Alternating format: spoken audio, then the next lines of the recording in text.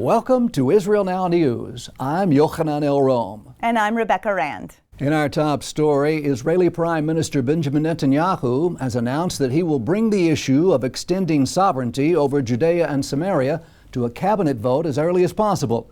Netanyahu made a coalition agreement with the leader of the Blue and White Party, allowing the Knesset to deliberate this issue as soon as July 1st. Immediately after the new government was sworn in last week, Netanyahu announced that the time has come to apply Israeli law over Judea and Samaria and to write a new glorious chapter in the annals of Zionism. He added that extending Israeli sovereignty over this contested area will bring us closer to peace. A highly sophisticated cyber attack wreaked havoc at a bustling Iranian port. The hack was reportedly so advanced that it brought the busy sea terminal to a complete halt, causing total chaos. The Washington Post reported that trucks and goods all crashed at once, creating massive backups on waterways and roads leading to the facility. The Post speculated that the sabotage was Israel's retaliation for Iran's recent failed attack on its water infrastructure. Members of Israel's Knesset were furious that the rogue Islamic Republic targeted the water and sewage systems, which had potential to harm civilians had it not been thwarted. They insisted that Tehran crossed a red line and violated all codes of war by endangering the Israeli public. The body of the Chinese ambassador to Israel was discovered in his home in Herzliya last week. 58-year-old Du Wei reportedly died from natural causes, most likely cardiac arrest. This comes at a sensitive time for relations between the two countries. Jerusalem is reconsidering some pending Chinese tenders in Israel, and it has officially formed an advisory panel to review foreign investments in the Holy Land. U.S. Secretary of State Mike Pompeo was in Israel recently, where he spoke with Knesset officials about Jerusalem's trade relations with Beijing. The U.S. State Department said that the Trump administration is concerned about China's lack of transparency and problematic trade practices. The European Parliament has issued a report calling for an end to funding Palestinian terrorism. The group is demanding that the European Commission investigate all organizations it supports to make sure that its money is not going to terror groups. The body released a statement insisting that no funds can be allocated or linked to any cause or form of terrorism. It also recognized the misuse of aid money for Palestinian curriculum, which indoctrinates Arab children to violence. The Palestinian Authority has taken advantage of the coronavirus crisis and used the opportunity to demolish a Jewish heritage site.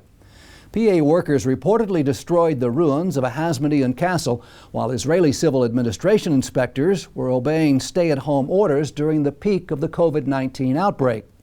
According to Regavim, an Israeli NGO, the PA destroyed the ancient walls surrounding the fortress at the Tel Aroma archaeological site and even paved an access road to bring in heavy equipment. Regavim claims that the PA intends to take over the area after they declared it a Palestinian heritage site, giving them the right to demolish it. The fortress at Tel Aroma is one of 8 castles built along the eastern border by the Hasmonean dynasty in the 2nd century BCE. The Hasmoneans were descendants of the Maccabees who ruled biblical Israel during the classical antiquity period. Arsonists have torched the ancient tomb of the biblical figures of Mordechai and Esther in Iran. This comes just a few weeks after an Islamic group threatened to raze the tomb of the biblical heroes of Shushan and replace it with a Palestinian consulate. The few Jews that remain in Iran have desperately tried to protect the holy site, despite threats and persecution from their fanatic Muslim countrymen. The Simon Wiesenthal Center reported that Islamic activists planned the attack to coincide with the 72nd anniversary of the founding of the State of Israel. A notoriously anti-Semitic group has been hired to teach tolerance to teachers in Spain. The boycott, divest, and sanction movement has been outlawed by several Spanish courts, who rule that it is a racist and discriminatory endeavor.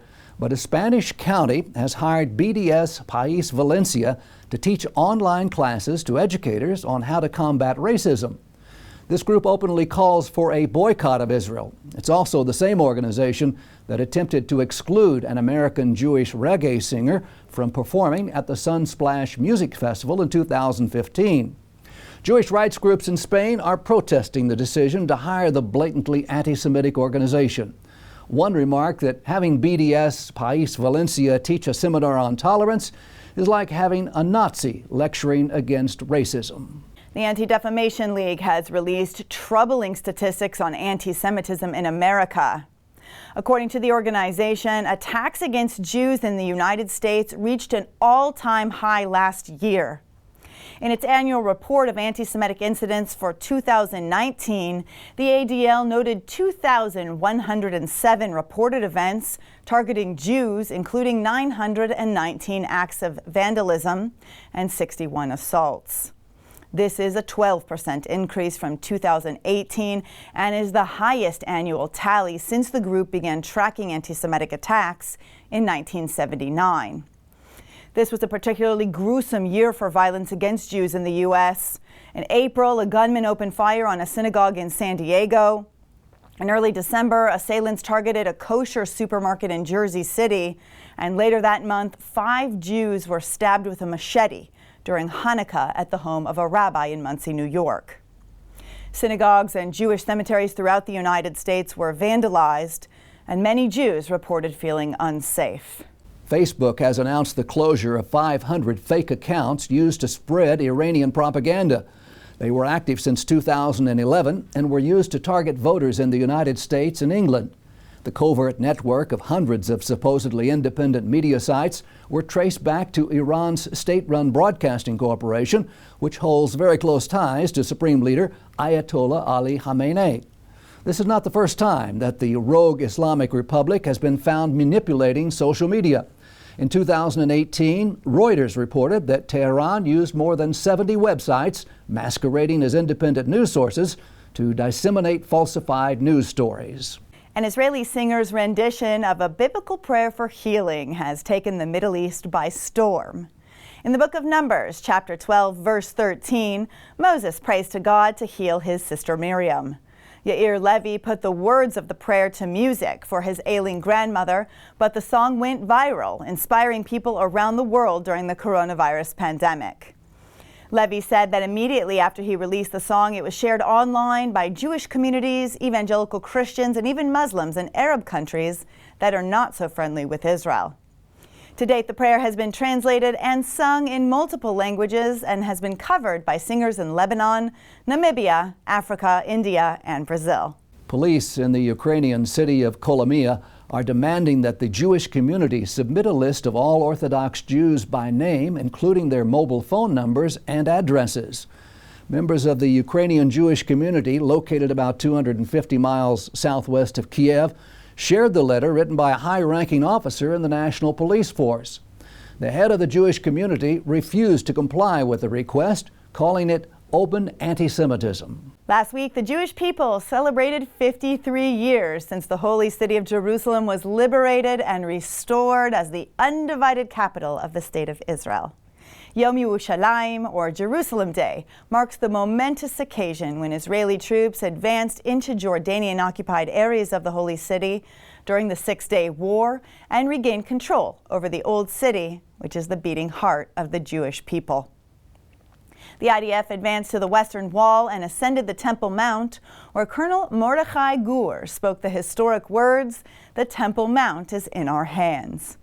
The Israeli flag was raised and the Jewish people were finally restored to their holy city 2,000 years after the Roman armies expelled their forefathers. Despite their suffering and despair being separated from Jerusalem, the Jewish people never forgot their holy place, and they prayed to return to the city of light and gold. A group of evangelical Christian leaders have donated a special gift to the city of Jerusalem, a statue of the Lion of Judah. The massive bronze monument was cast by American artist Max Grenier. The Lion of Judah now stands proudly in Bloomfield Garden, overlooking the holy city, as it serves as a reminder to the fruitful relationship between Christians and Jews who love and support Israel. Jews around the world will celebrate the holiday of Shavuot this week. Since Passover, Jews have been observing the biblical Omer count, which lasts for 49 days and concludes with the grain harvest festival of Shavuot, known as Pentecost on the Christian calendar. This holiday also commemorates the giving of the Torah to the people of Israel at Mount Sinai 3,000 years ago.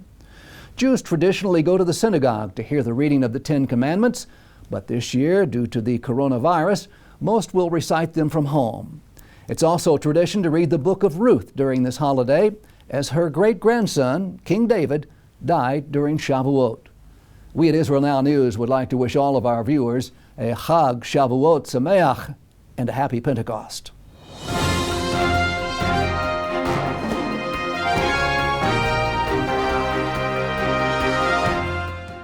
That concludes the news portion of our show. Please stay tuned for Ask the Source with Josh Reinstein.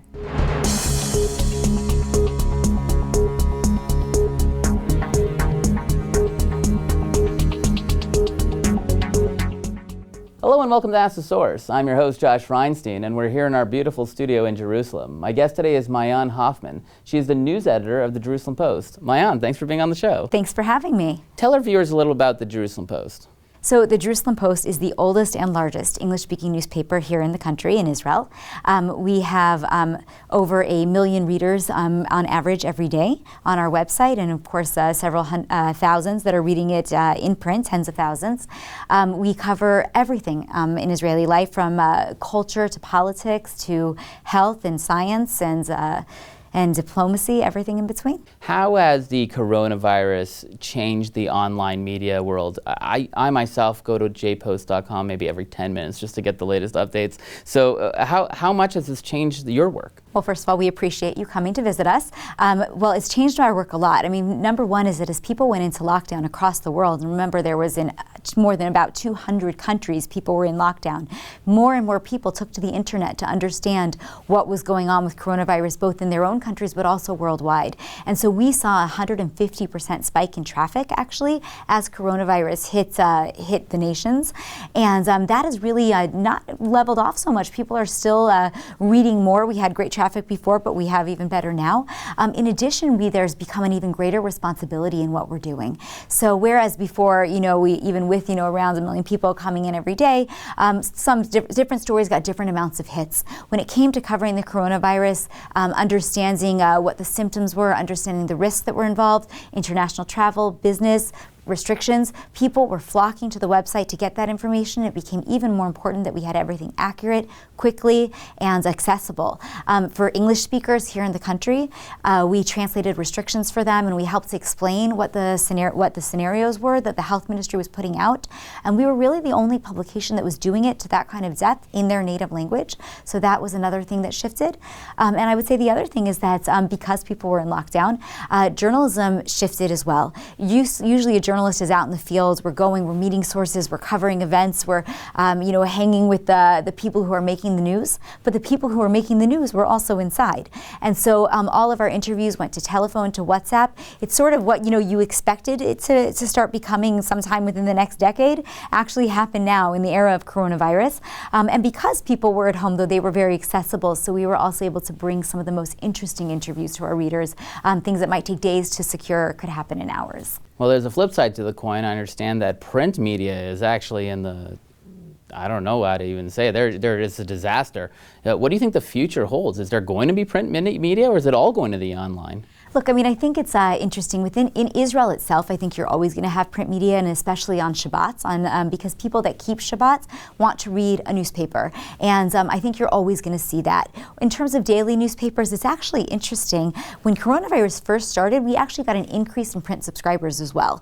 And you're thinking, why would they do that? They could go online. But, in terms of people going out, reading the newspaper and interacting, they weren't able to do it anymore, sit at a cafe and, just not subscribe, but pick up the paper while they were there. So then they started to get a subscription to their home. Now that's pretty much leveled off at this point. The future of print media, I think is to be determined, but I don't think we're ever going to lose print media in its entirety. But we all know that it's been already several years where print media has begun to, I don't want to say tank, but to be less, it's less than what it used to be. Being who I am, still like to hold a newspaper and to delve into it that way, so I don't want to see the future without print media. But look, print media is struggling, and I think that it needs support if people want to see it continuing. We have at Israel Now News a news portion on our show, and one of the big challenges was getting stories that don't have to do with coronavirus. I think there's so much out there. What have you done to get other stories beyond the coronavirus out to the public? It's a great question. Well, first of all, I laugh when I think of that because there were a few weeks there where I would say 80 or 90% of what we call our news budget, our daily run of what's going to go in both the print and the online editions, were actually tied to coronavirus. And that would be looking at it from, again, every perspective. I have a whole team of 15 reporters that are out in the field, as well as about 17 people working on our internet desk. And every one of those people would have some angle, to do with the coronavirus. So it is actually, it's a funny question. But as it's gone on, we've done a lot of other things. First of all, there are important headlines coming out of Israel right now that people are unfortunately not maybe looking at as much because of COVID. For example, annexation. There's a lot of talk of annexation right now. We're primed. Our new unity government just signed with the idea that we might even annex as early as July 1st. And, that is something that I think is going to continue to be discussed up until that date and then even after, depending on what it looks like when we quote unquote annex. Is that a declaration or is it an actual physical move? You've got the political crisis going on in the country, and even whether it's last week or 3 weeks from now, it's whenever you talk about it, there is a political crisis going on in Israel. And however our government formally shapes up, there will be the largest number of ministers that there has ever been. Who ends up falling in all of those portfolios is an important subject that really doesn't have much to do with Corona, except that the government was formed, of course, because of Corona. Then when you start to think about, look, there was a Gallup poll that came out in recent weeks, and when you look at that, a lot of people didn't notice the data that came out, which is actually very positive to Israel because we were focused on COVID. And that latest poll showed that there was about a 60%, a little bit down from last year, but very strong support for the state of Israel. It also found that the younger generation, which we thought, the 18-year-olds a decade ago, today the 35-year-olds support Israel. So that was good news for Israel that's outside of COVID. Other things, that we've done is we've looked at while we look at coronavirus and how it's hitting the world, there's also some really interesting diplomatic and security headlines that are coming up because of it. The status of Iran as the population has really been, pummeled by the virus. Look at what happened in North Korea with the leader there, and that's been, coming into the headlines. So there's still a lot of news going on. It's just that everything's sort of couched within the shadow of COVID-19. I think the big story the second half of the year is going to be the presidential election. How much does Jerusalem pose to coverage U.S. politics, especially when this election is very important for Israel? It's a great question, and actually that's something I failed to mention, and I generally do bring up that November 2020 is a very important date for us. Whether or not, U.S. President Donald Trump will stay in office or somebody like Joe Biden will come in. We cover a lot of that. We have a reporter on the ground in Washington and reporters that work for us also in New York that are trying to get us the stories, from the United States. What Joe Biden does, if he, moves forward to the final stages and runs against Donald Trump is going to be the biggest question, right? He's already said he'll keep the embassy in Jerusalem. Annexation, what that really looks like for him. Will he continue with the peace plan as Trump laid it out? To be determined. Golan Heights probably won't touch very much, no need to do that. But what about questions with Iran? He worked with Obama to pull us into the Iran deal. Trump pulled us out of it. What happens if Trump doesn't win the election with Israel and Iran, and really Iran and the world? Those are questions that we're going to have to be following very closely as we get closer to that election. And also, of course, that pertains President Trump. I think nobody can argue, regardless of whether they support or don't support his stances on everything. He's been very pro-Israel, maybe even, and I don't want to give a judgment call, but some have argued the most pro-Israel president. So it is a question if anybody, coming in his footsteps. But if you look historically, there have been many times that we've said the most pro-Israel president. So maybe, we'll be pleasantly surprised with whoever comes into office, if it is or isn't Donald Trump. Mayan, there are literally tens of millions of people watching this show. What message do you have for our viewing audience? Well, I think the main message is to read the news. The jpost.com, www.jpost.com is the one and only place to get the best English-speaking news out of Israel, and I encourage you to go there and check it out. Thank you, Mayan, for being on the show. And thank you for tuning in to Ask the Source. I'm your host, Josh Reinstein. Now back to the studio.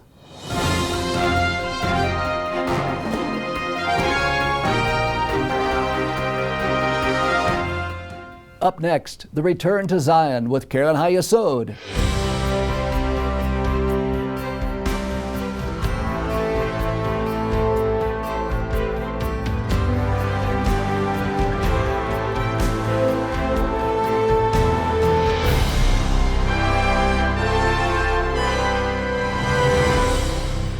Shalom and welcome to the Return to Zion with Keren HaYesod.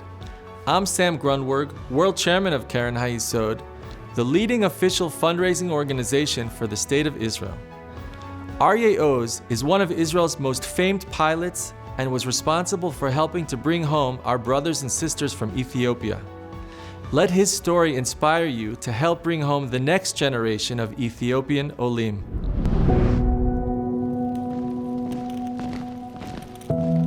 I was born in Germany.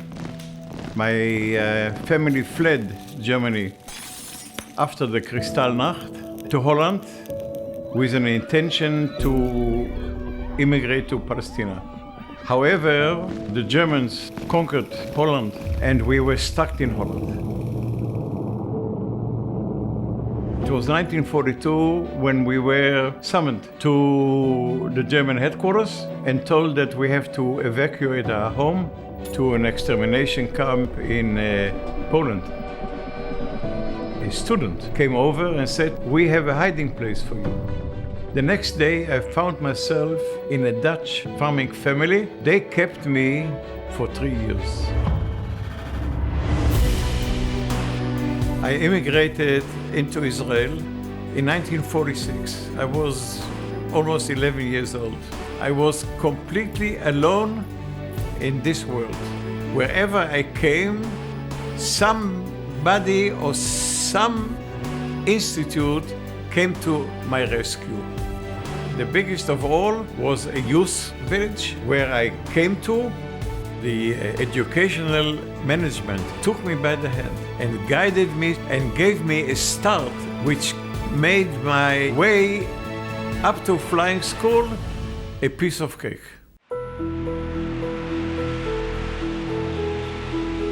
I was selected by the Air Force to become a cadet in the most famous Israeli Air Force.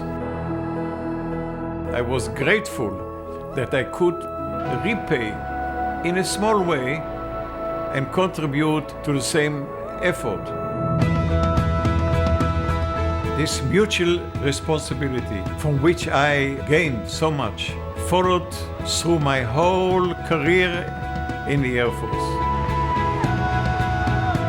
I was the third captain who flew a C-130, a Hercules, to Entebbe and rescued so many people. When we were told that we have to fly 4 airplanes to Entebbe at weights beyond any imagination, we didn't ask any question. We said, it is needed, it will be done.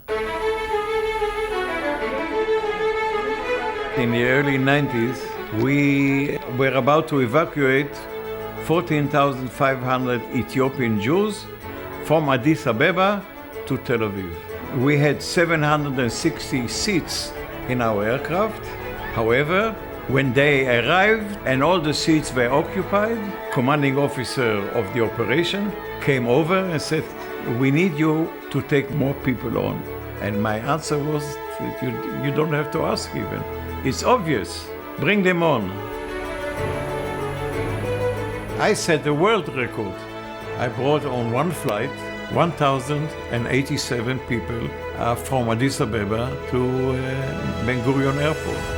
When we descended and came over Jerusalem, I made a left turn towards Ben Gurion, and the whole oil aircraft was singing Yerushalayim of gold. There was not one person in the cockpit who had no tears in his eyes. Every time that when I made my walk around, I always looked up and saw the Star of David and said to myself, gee, this is Israel. This is the Jewish people. Let's bless Israel together. Now's the time for you to get involved. Assist Keren HaYesod to raise the necessary funds in order to bring Jews yearning for their homeland back to Israel. Your donation can help fulfill the biblical prophecy today. To donate and get information, visit our website at www.khisrael.org.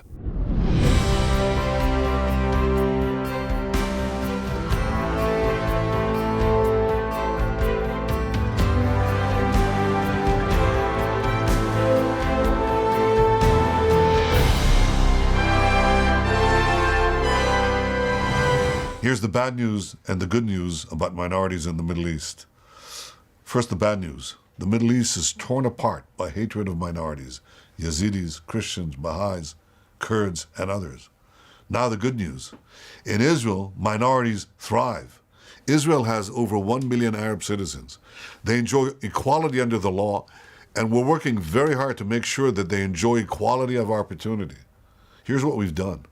Over the past decade, the number of Arabs working in high-tech in Israel increased tenfold.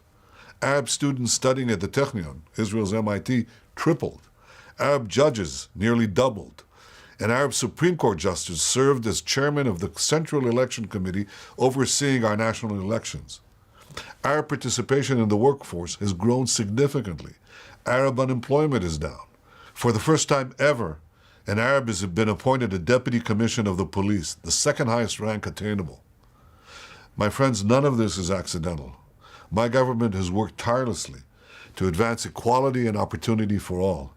We're investing 14 billion shekels, more money than has ever been given to the Arab sector, in order to decrease unemployment and improve health, education, safety. I chose to open this school year at an Arab school in the Galilee. I encouraged these young, vibrant Arab students to achieve all their dreams because I told them, this is your country too. Israel is launching a program to teach mandatory Arabic to young Jewish children, and of course I encourage these young Arab students to learn Hebrew so they can better integrate into the Israeli economy and Israeli society, take part in the Israeli miracle.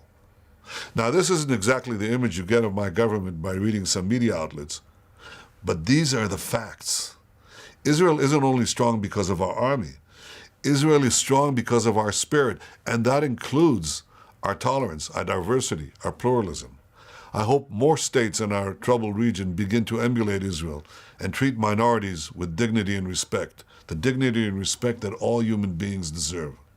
Just imagine if the Middle East looked a bit more like Tel Aviv and a bit less like Aleppo.